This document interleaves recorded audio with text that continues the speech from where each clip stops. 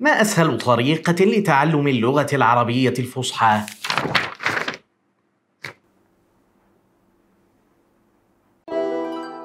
عنادل نشدو بجميل العربية. السلام عليكم ورحمة الله وبركاته. مرحبا بكم، أنا عاصم السيد من عنادل، حياكم الله وبياكم. في لقائنا السابق سألناك مشاهدنا الكريم عن السبب الذي يمنعك من تحدث العربية والكتابة بها. أتخشى الغلط لأنها لغة صعبة، قواعد النحو فيها عويصة وأوزان الصرف معقدة؟ أتخشى سخرية الساخرين؟ أهي لغة لا تناسب أفهام البسطاء والفقراء؟ في هذه المرئية نجيب: إن كنت تخشى الغلط فاعلم أنه ما تعلم مهارة إلا من داوم ممارستها ووقع في الغلط. قيل لعبد الملك بن مروان: عجل عليك الشيب يا أمير المؤمنين.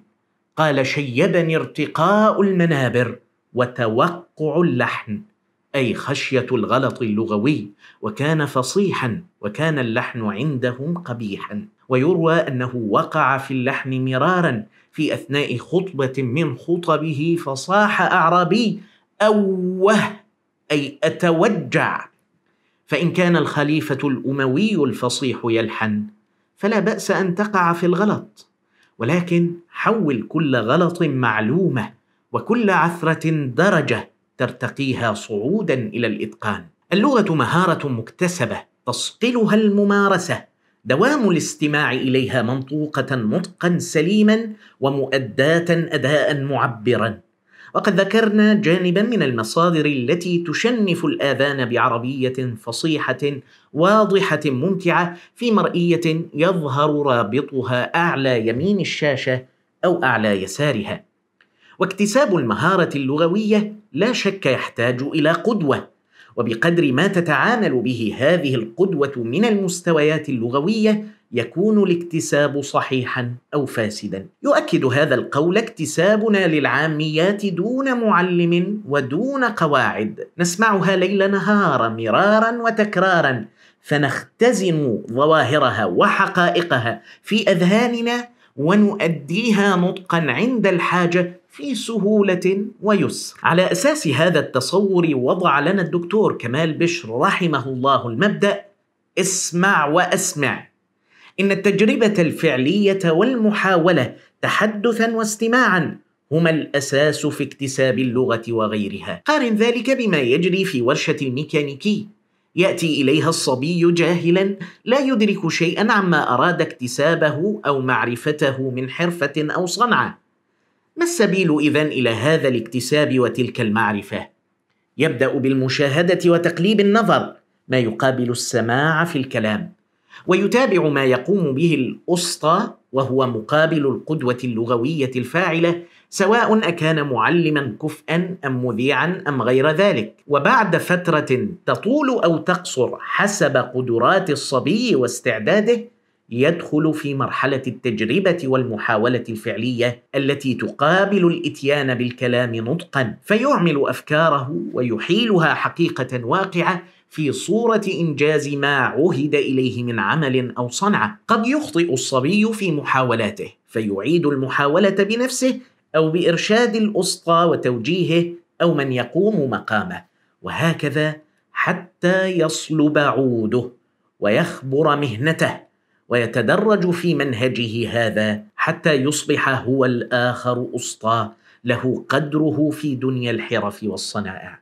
وما أكثر أن أسمع مرئياتي فأستخرج منها لنفسي الأغلاط، ومن الأغلاط ما أسهو عنه فينبهني إليه متابع في رسالة أو تعليق، فأبحث وأعود إلى المعاجم والكتب فأتعلم.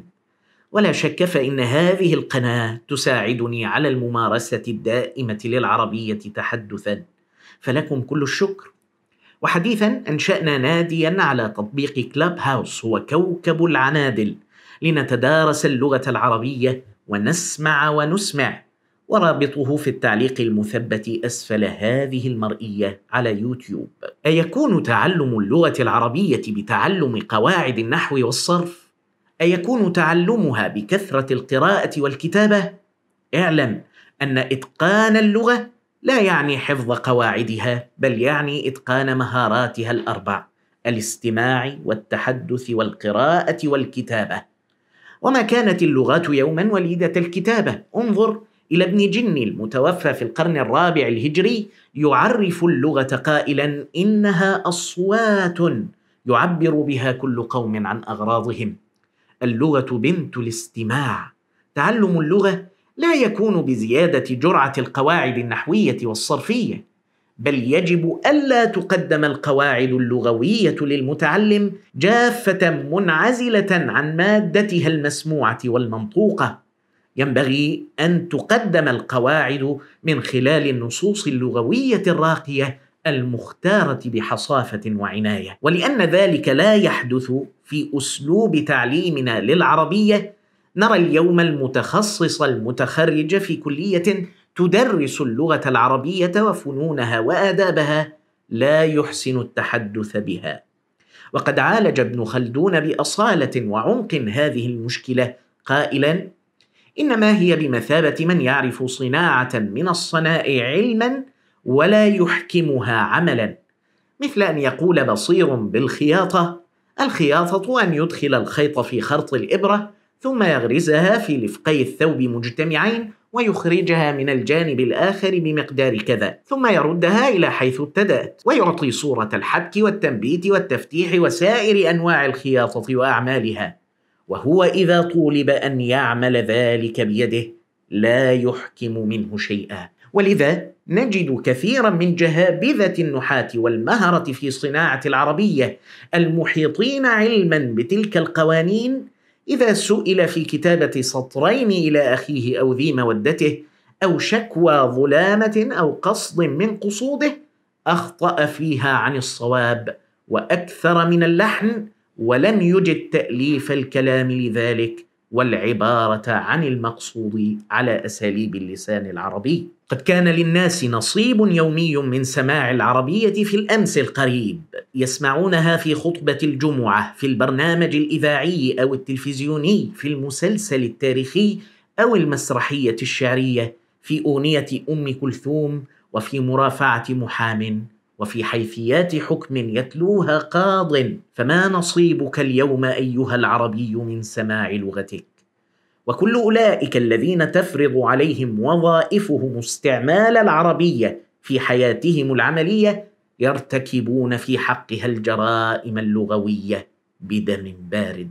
ما أيسر دراسة القواعد اللغوية، لكن اعلم أن اللغة بنت الاستماع، فمن أراد إتقان لغة فعليه أن يسمع ويسمع. فما فائدة القواعد دون تطبيقها؟ العربية لغة سهلة إن تعودنا استعمالها جرت على اللسان مجرى الفطرة والسليقة. من يتقن السماع والإسماع بالعربية فإن لسانه ينبو عن الغلط، وإن أذنه تنفر من الخطأ، ويتبعهما في ذلك عيناه إذا قرأ ويداه إذا كتب، لأنه إن كتب كتب بلسانه، وإن قرأ قرأ بأذنيه. ولا ننسى قول الأعرابي: ولست بنحوي يلوك لسانه ولكن سليقي أقول فأعرب. أما الساخرون من متحدث العربية فإنهم استجابوا للصورة النمطية التي صنعها بعض أهل الفن لهذا المتحدث بهذه اللغة الشريفة. نقول لهم: اللهم اهد قومي فإنهم لا يعلمون.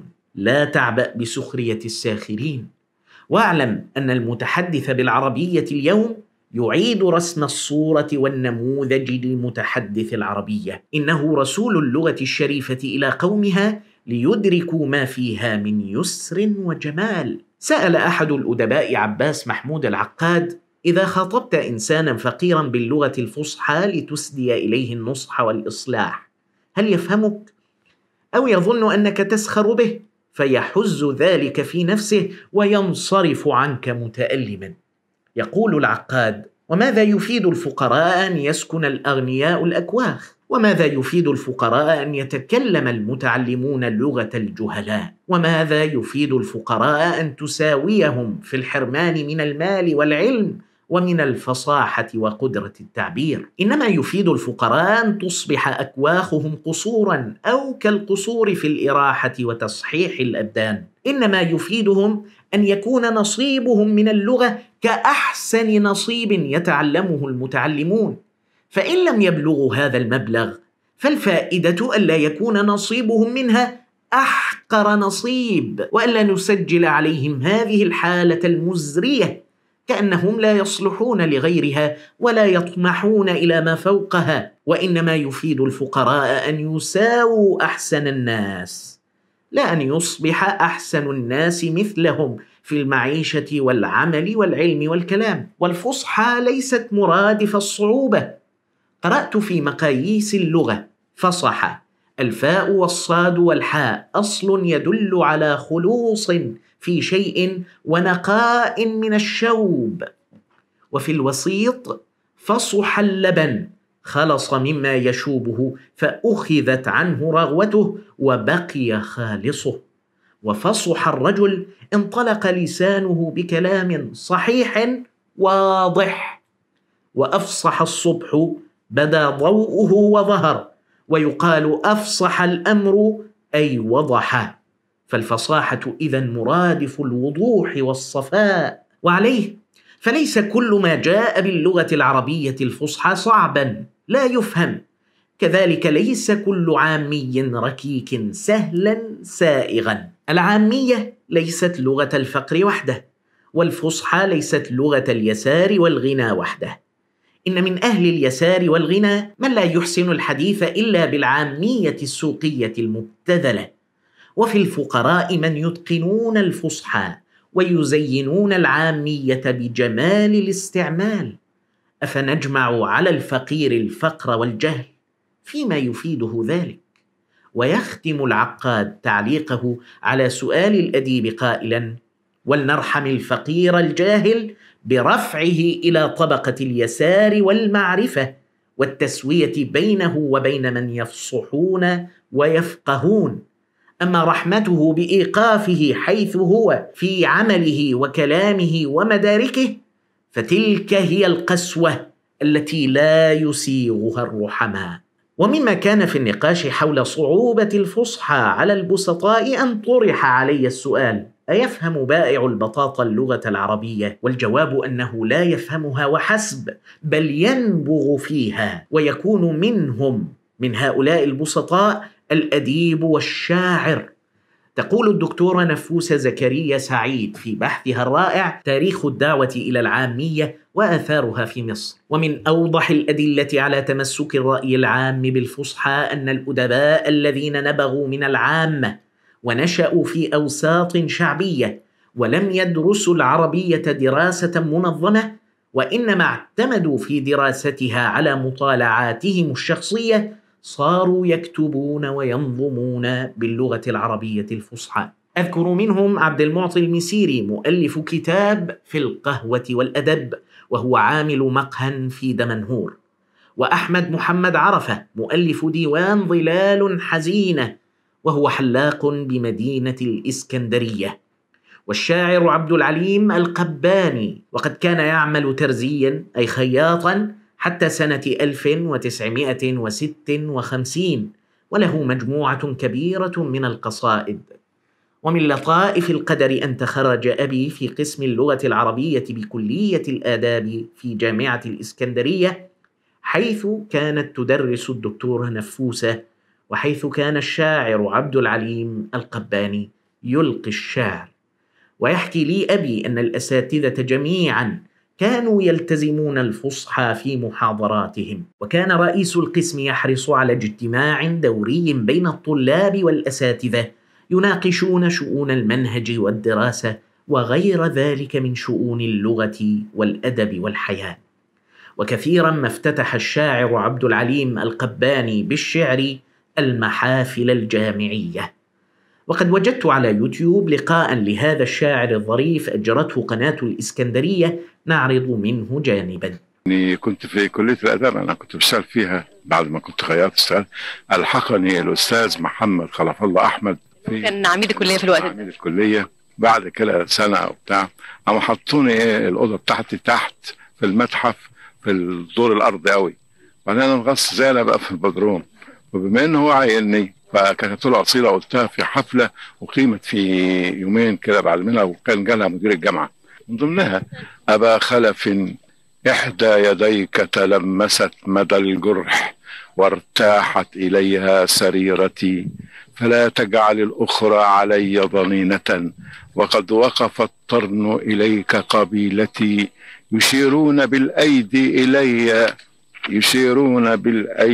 الي تعجبا، احي يرجى في ضريح لميتي، وما كان في البدروم مثوى لشاعر، زر الايك مأوى الطير لا بطن حفرتي، وما جعل البدروم الا وسيله لحفظ متاع أو لإخفاء وصمتي، ومبلغ علمي أنني لست ماسة يخاف عليها أو مثارا لريبتي. يذكر الأستاذ فاروق شوشة في مقدمة الطبعة الأولى من كتابه لغتنا الجميلة المقتبس عن برنامجه الإذاعي الشهير أن قطاعات مستمعي البرنامج تضم أذواقا عدة ومستويات متباينة من الثقافات تتراوح بين المثقف والأمي، وهذه الحقيقة تكشف عن الدور الفعال الذي تقوم به أجهزة الاتصال الحديثة في سد فراغ المدرسة ونقص الكتاب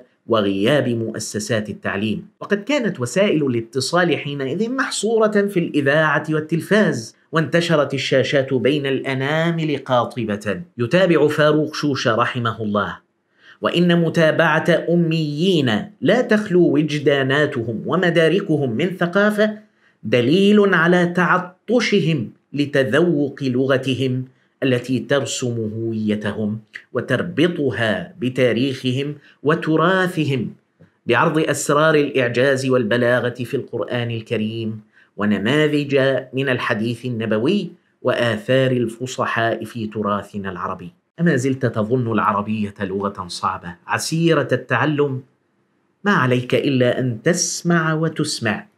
اجعل للعربية في يومك وردا، لا تخشى الغلط ولا تعبأ بسخرية الساخرين وتثبيط المثبطين، واشد بجميل العربية، واشترك في القناة وفعل زر الجرس وسجل إعجابك بالمرئية وشاركها مع الأحبة، ولا تبخل علينا بالرأي والنقاش في التعليقات.